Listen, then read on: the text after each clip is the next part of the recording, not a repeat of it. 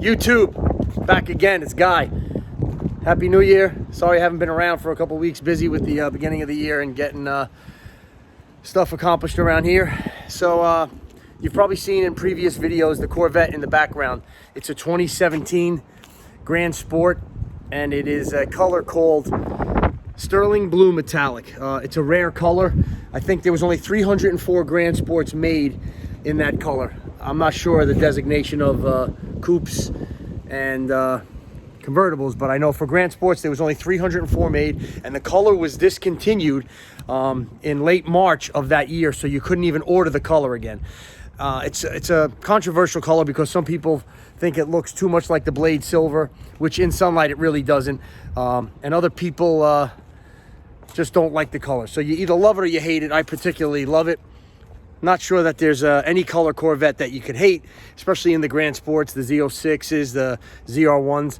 I've had 4 Corvettes in the past. I've had a 1986 red convertible, which was the year that they made the Indianapolis pace car, but mine didn't have decals on it. It had a white top, which was awesome. And then in 1996, I had a silver Grand Sport. And then in 2013, I had a brand new red Grand Sport, which I loved, and that was a 6-speed. No, I'm not even sure now. 5-speed probably. So with that being said, whoop, just hit the fence. Sorry about that. Now my newest is a 2017 Grand Sport Corvette. So I'm just walking around because I'm trying to get in my 10,000 steps today, which is not easy to do if you're not on the treadmill or at a job site. Okay, so we're gonna go inside and we'll take a look at it. Okay, here she is. There's the color, and this is in just regular light from fluorescence, and I do have 2 LEDs up at the top of my workbench. So great color, great combination, I think, and I love the black accents everywhere. Again, 2017 Grand Sport Corvette. I'm going to open up and give you a cold start.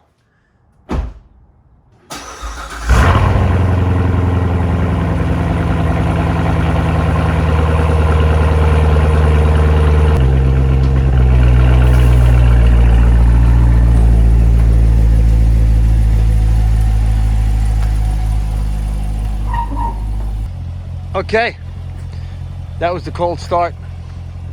Here it is in the sunlight. Hopefully it translates to the blue hue that's in it.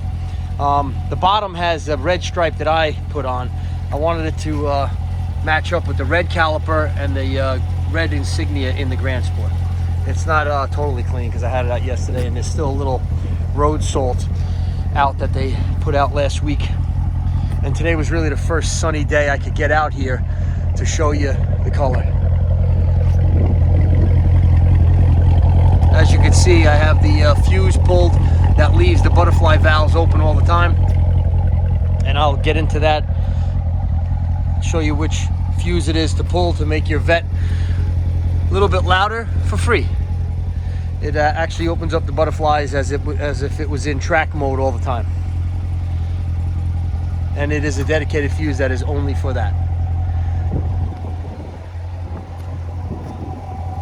Carbon flash painted insert, which I really like.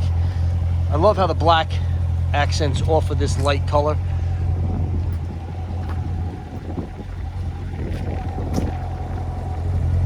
I did install on the interior the red start-stop button, which I found online. I'll try to put a link in the bottom for you guys so you can check that out. Sorry about the radio being on.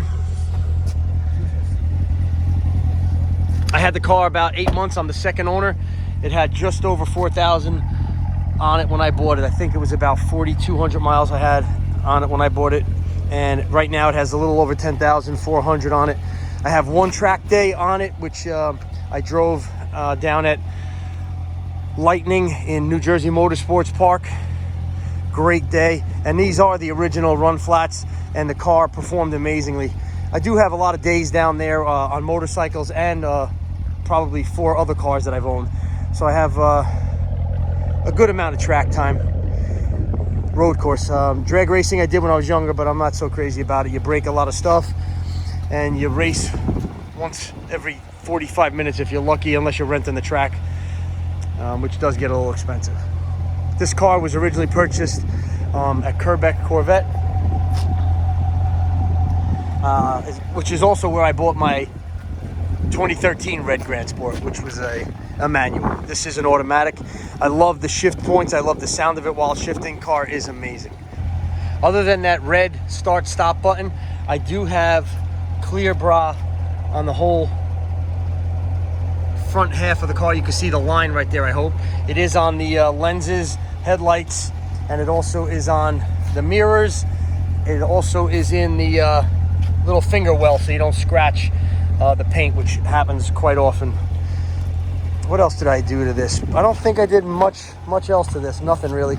So that's it. The car's bone stock. The exhaust, the motor, everything. I am going to be doing a mild bolt-on build.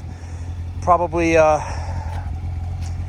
X-pipe and exhaust. Probably cold air intake and a tune. And I want to see what I get. So when that does happen, I will do before and afters on the dyno to see what kind of horsepower gains we got. And I'm not sure if I'm going to add the larger Stage 3 spoiler in the back with the wicker bill, because they say that it takes about 1.5 miles to 2 miles per gallon off of your MPG, which I really don't want.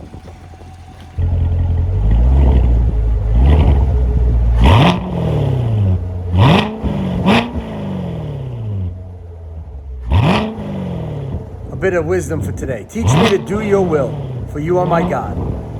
Let your good spirit lead me on level ground today. Psalm 143:10. Inside of my hood, fuse box, lock 1 and 2. You pull it open. On the back will be a full map of the fuse exact layout.